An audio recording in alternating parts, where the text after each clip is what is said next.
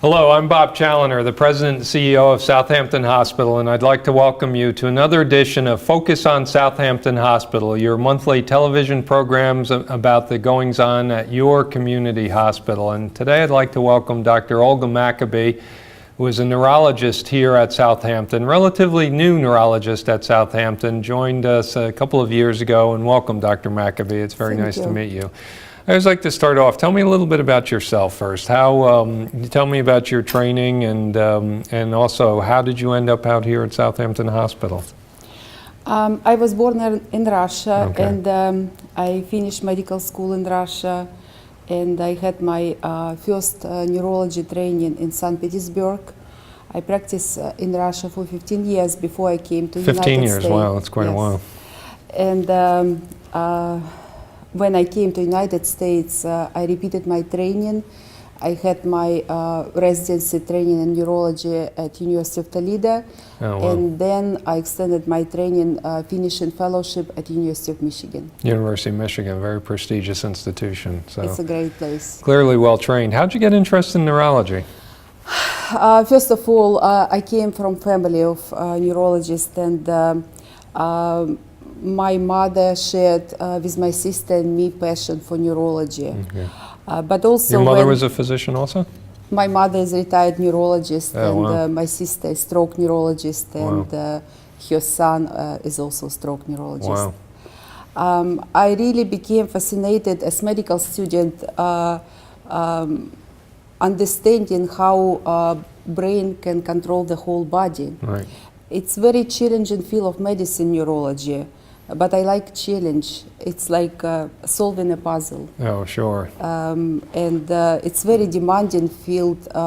New research can help us to understand better pathophysiology of well-known condition, find new treatment.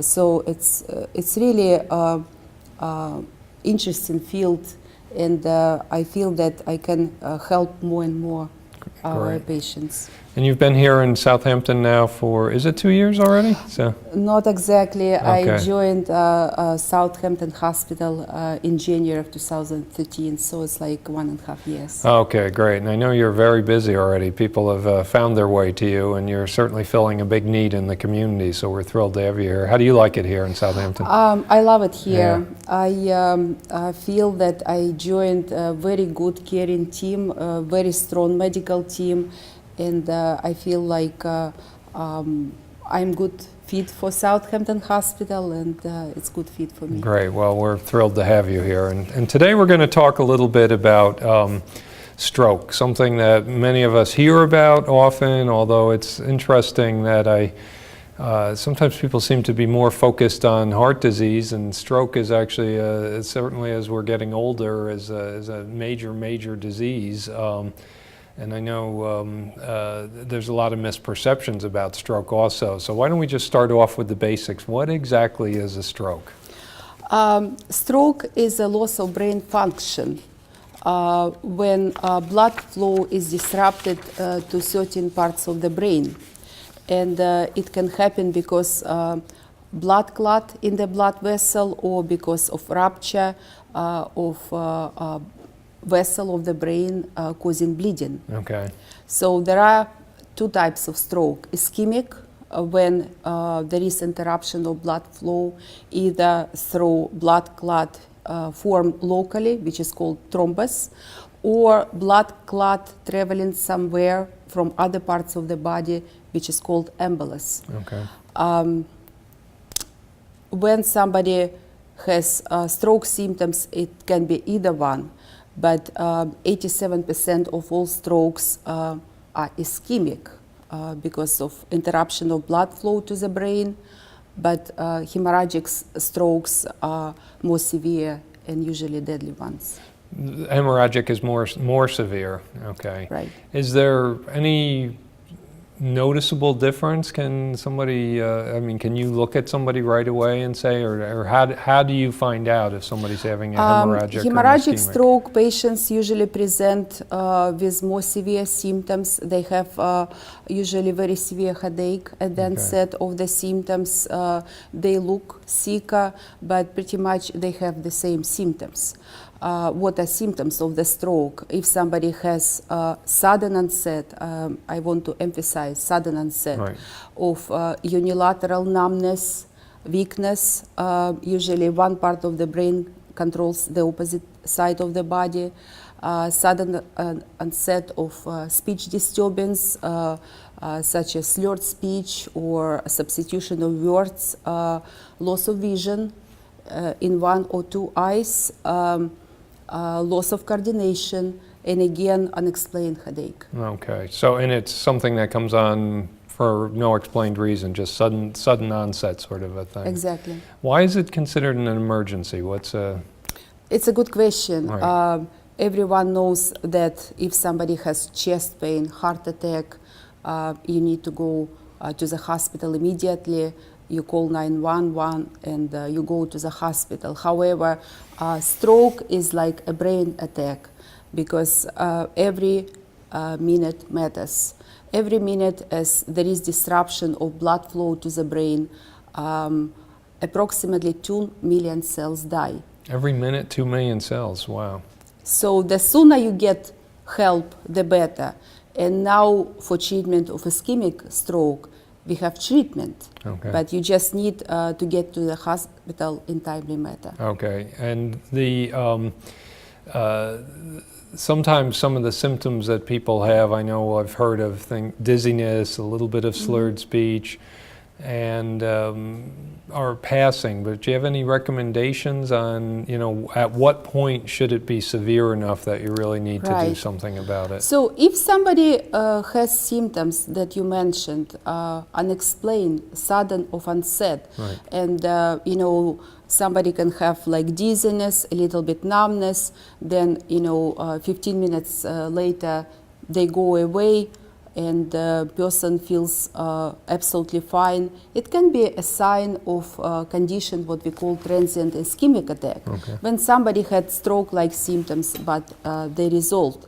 In this case, it's considered the same medical emergency.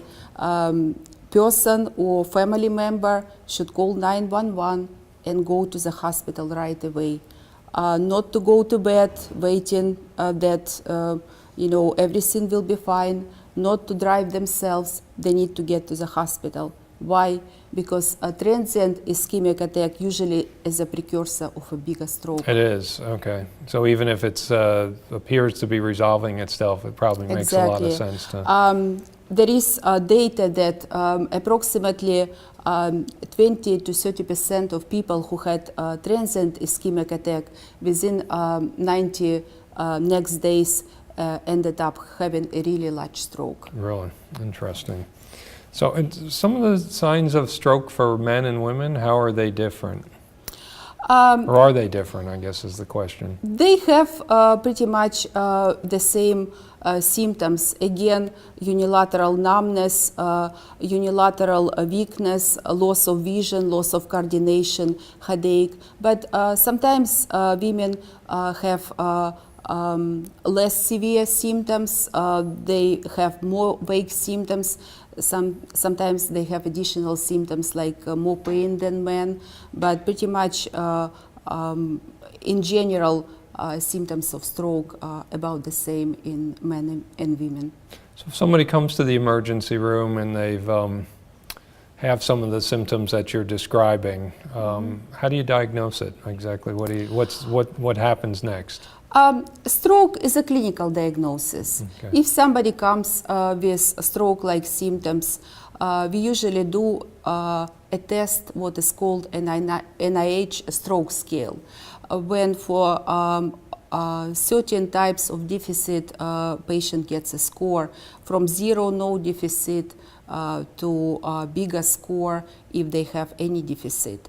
And then, as you suspected, a stroke clinically, it's confirmed by doing imaging studies. Okay. The first imaging studies that we are doing in the hospital, CAT scan without contrast, just to differentiate different types of stroke between ischemic and hemorrhagic, between disruption of the flow and bleed. Okay. And The then image, I guess you can see if the blood is flowing to the brain or if there's a rupture somewhere. Exactly. If there is no evidence for bleed in the brain and patient came within 3 hours after onset of symptoms, they can be a candidate for treatment, as I mentioned before. It's so-called clot buster or TPA, Okay. tissue plasminogen activator, which can dissolve the clot. And how is that administered? Is that an injection? It's administered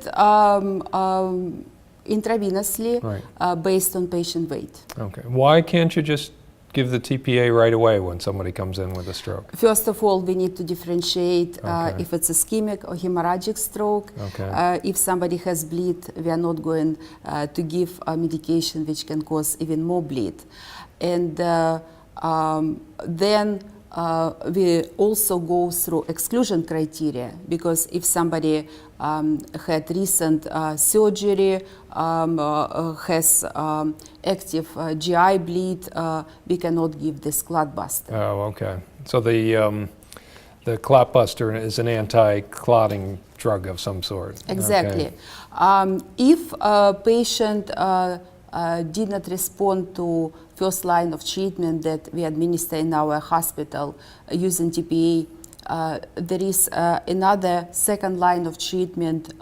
It's called thrombectomy, when the blood clot can be retrieved mechanically. Okay. And we send patients for this treatment to Stony Brook. To Stony Brook, okay. And that's a catheter or something is inserted to remove Yeah, it's different types of catheter. Okay, great. And time frames, like how quickly do you need to administer the TPA? The sooner the better. Okay. Because again, each minute counts. The more brain is deprived of blood, the more brain cells died, and it's pretty much can affect future recovery and degree of disability. Well, that was one of the next questions I had for you. Is tell me a little bit about what are the disabilities associated with a stroke? What happens with somebody with a stroke? Stroke can cause different types of disability. Physical disability, if somebody becomes paralyzed on one side or develops problem with coordination, walking. Emotional. Some people after stroke develop anxiety, depression. More than 50% of stroke survivors. Anxiety that they may have another stroke, sort of a thing? Or just overall anxiety. Oh, okay. Not just anxiety of having recurrent stroke. Right. Also post-stroke depression. Right. It's very prevalent in stroke survivors. And also cognitive impairment when somebody develop loss of memory and loss of executive function. So it can be a really severe disability. As a matter of fact, stroke is leading cause of disability in this country. Stroke is the leading cause. Interesting.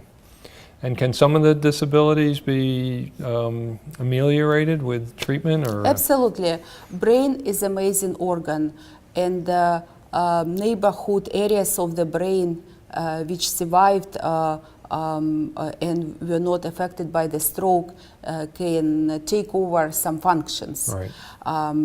And people who had really small stroke, they can recover completely. Patients who had severe stroke, they still can recover to have meaningful life.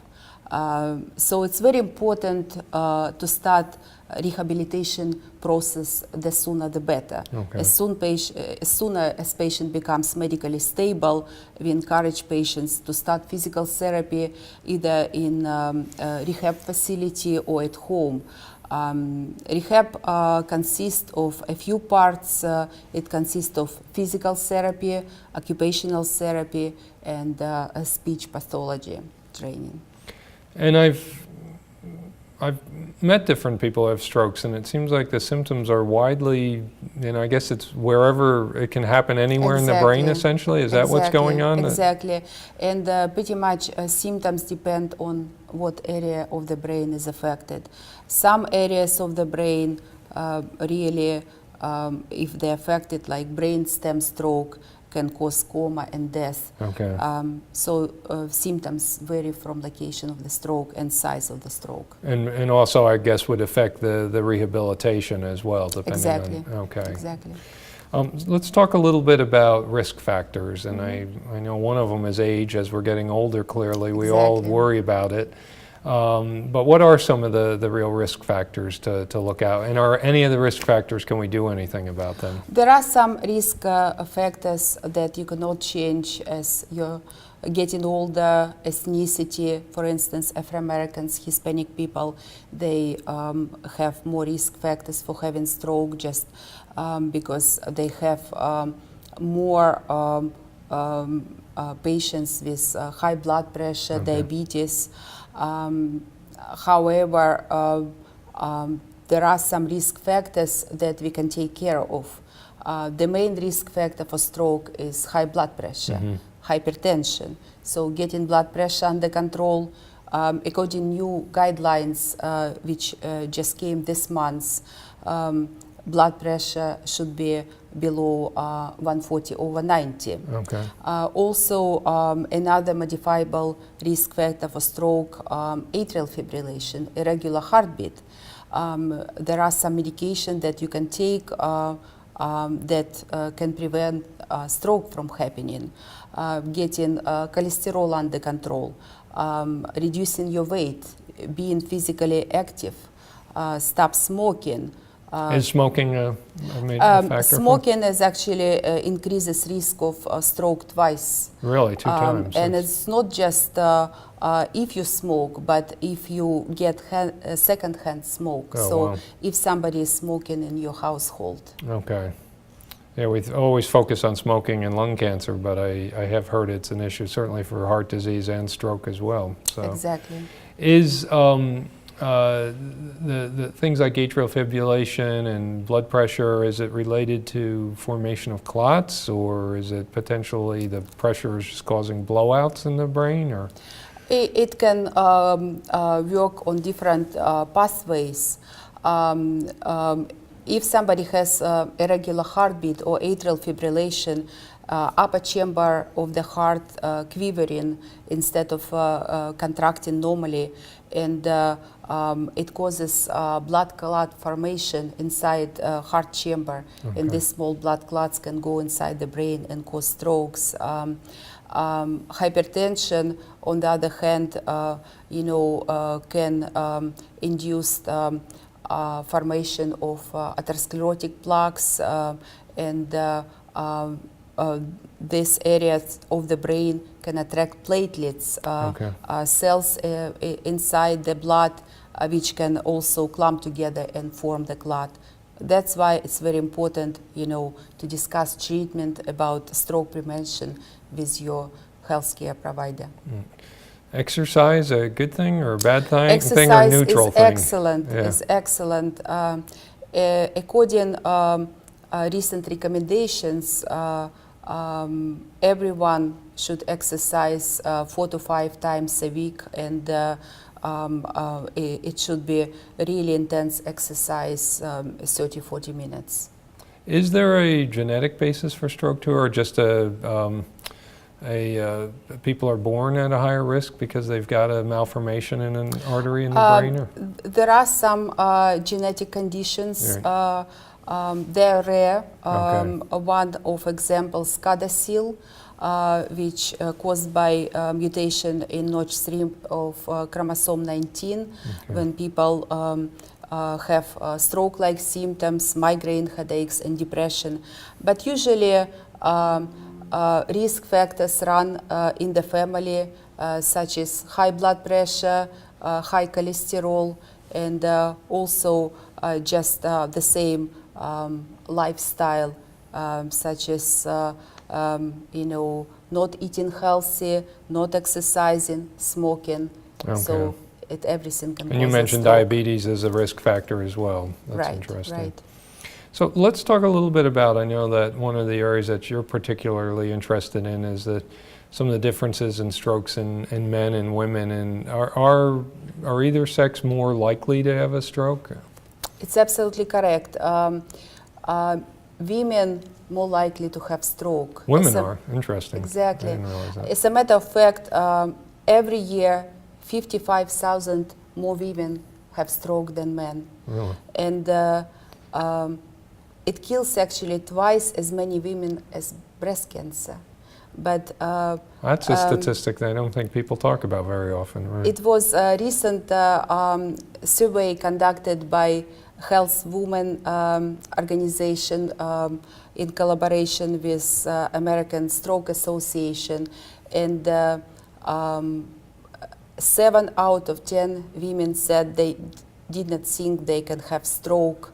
They were more concerned about breast cancer. Right. And stroke awareness that pretty much stroke can strike women more often than men is really low. So we need I always actually associate educate. stroke as sort of the type A man kind of at the highest risk, but that's probably not And the case. So. unfortunately, Yeah. women are more likely to have more severe disability Right. and end up in the nursing home or even die after stroke compared to men. Wow. And what are the stroke risk factors that are unique to women?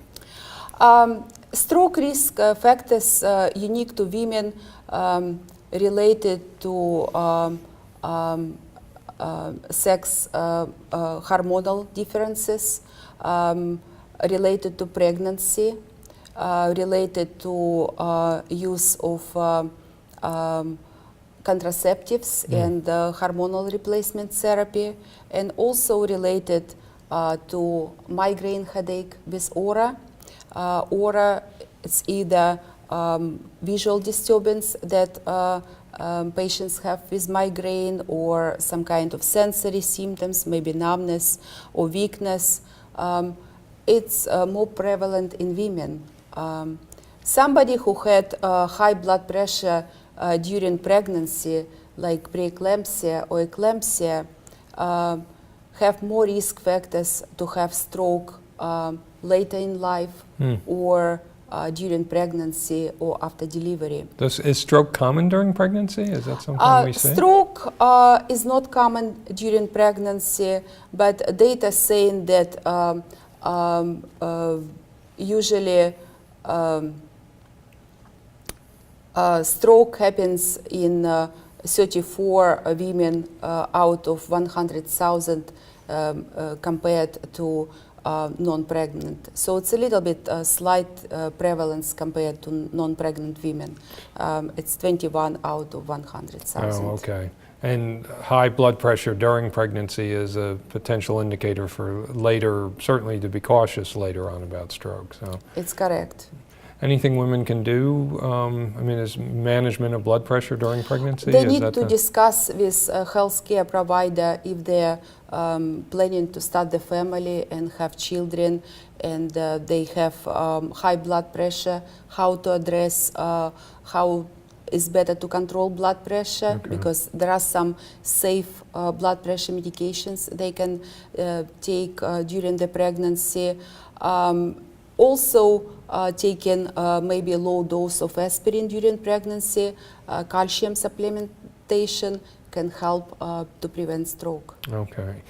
Is that something that runs in families also, that women are more likely if their mother had high blood pressure during pregnancy? Is there a genetic basis with that? Or? We don't know Okay. the answer. I think it's more research should be conducted. Okay. Migraines, I think that's fascinating. So there is a link between migraines and stroke as well. Exactly, and migraine with aura actually twice increases risk of ischemic stroke, especially if you mentioned aura. I've heard that term before. Could you just say that? What is the aura exactly? Aura, if somebody before migraine headache experiences visual disturbance. Okay. It describe in different way. Some ladies describe kaleidoscope-like vision. Some people describe tunnel vision or loss of vision in one part of the visual field. But also aura can be sensory, like numbness on one side of the body. So specifically, migraine with aura increases risk for stroke, and because migraine with aura more prevalent in women compared to men, and also studies show that migraine with aura in women puts them under risk of stroke compared to men. Interesting. And is that something that happens more in younger women, older women, or both? Or? It actually happens in younger women more often, younger than 55 years of age, especially if they use birth control pills and if they smoke. So there's a link with birth control pills and smoke, that's a higher risk factor, I guess, birth control pills? Right. Using birth control pills increases your risk of stroke. So before you start using birth control pills, you need to make sure that you don't have high blood pressure. And also, if you're planning to use birth control pills, you need to stop smoking. You mentioned hormonal changes in women. Does menopause affect risk? Is there a pre or post menopause riskiness with stroke as well? If somebody is using hormonal replacement therapy, the same can put under risk of having stroke. So if lady has some vascular risk factors, they might not consider using hormone replacement therapy. The same if they have high blood pressure, it may be not a good option. But in general, if they don't have vascular risk factors, they can use hormone replacement therapy. Okay, and I know that migraines are less common in men, but they do occur, and I would assume men can have migraines with aura. Is that a risk factor for men as well? Is that a potential sign? Not as in women. Okay, that's interesting. So is it all basically just a basic hormonal and physical makeup? So right. So let's talk about stroke prevention. Is it possible to prevent a stroke? It's a good question, and the answer is yes. 80% of strokes are preventable. 80%? Wow. If you get your blood pressure under control, low cholesterol, become physically active, take care of irregular heartbeat, stop smoking, start exercising, you can prevent stroke. And if you think you're having a stroke, suddenly you're noticing your speech is slurring, or you've got numbness or visual, what should you do immediately? You need to call 911. Right. There is very simple test that anybody can conduct. It's called FAST. F stands for face. Ask person to smile and see if they have droopiness of one side of the face. A stands for arm. Ask person to raise up arms. See if one side is drifting downwards. Speech. Ask person to repeat simple sentence or even say their name. Observe if speech is slurred or there is substitution of words. And if you see only one out of 3 symptoms, you need to call 911 because time is brain. One last question, because we're out of time, unfortunately, but if you've had a stroke, are you more at risk for future strokes? Unfortunately, yes. But the good news, you can prevent further strokes. I encourage everyone go to website of American Stroke Association and look for STARS program. It's a program for prevention of recurrent stroke. Again, if you get under control of risk factors, I want to repeat again, high blood pressure, cholesterol, stop smoking, start exercising, you can prevent stroke. Also, if you have irregular heartbeat, talk to your primary care providers. and don't stop your blood pressure medications. Strokes are preventable. Unfortunately, if you have recurrent stroke, it can be more devastating because you already had area of the brain that was damaged. But if you take your medications, if you make lifestyle modification, your risk of stroke would be reduced significantly. That's important information, Dr. McAbee, and thank you so much for taking the time with us today and for the great work you're doing here in Southampton. Thank you. And I'd like to thank all of you for watching. If you have any further questions, certainly an important topic for Dr. McAbee, would like to see her in her office or would like to get follow-up information, please make sure you call my office at 631-726-8555. We'll be happy to make the appropriate connections for you. Also, I'd like to thank our friends at CTV for producing and airing this show in Southampton, and our friends at LTV for airing the show in the communities of East Hampton. Please, if any of you have ideas for future shows or information you'd like to see us air to the public, please get in touch again, 631-726-8555. Thank you and good health, everyone.